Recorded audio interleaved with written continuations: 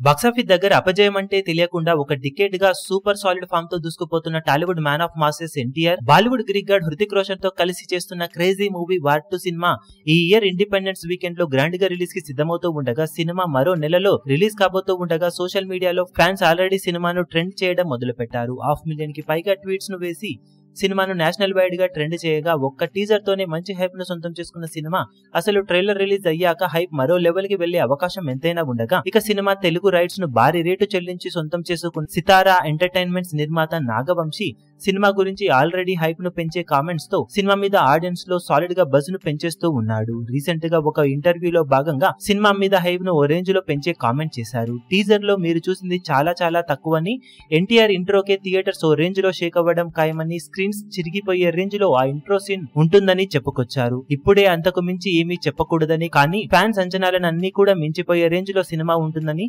ఇద్దరు top stars action అలాగే performance తో చేసే రచ్చ థియేటర్స్ లో ఓ రేంజ్ లో ఆడియన్స్ చేత రచ్చ చేయించడం ఖాయమని చెబుతూ ఉన్నారు.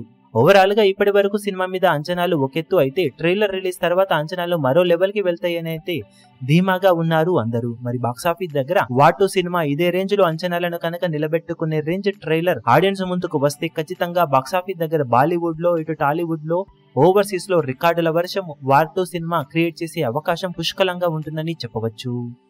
ఈ వీడియో మీకు నచ్చినట్లయితే లైక్ చేయండి, షేర్ చేయండి, ఛానల్ ను సబ్స్క్రైబ్ చేయడం మాత్రం మరవకండి. ఏ చిన్న అప్డేట్ ను మిస్ అవ్వకూడదు అనుకుంటే బెల్ ఐకాన్ ను ప్రెస్ చేయండి.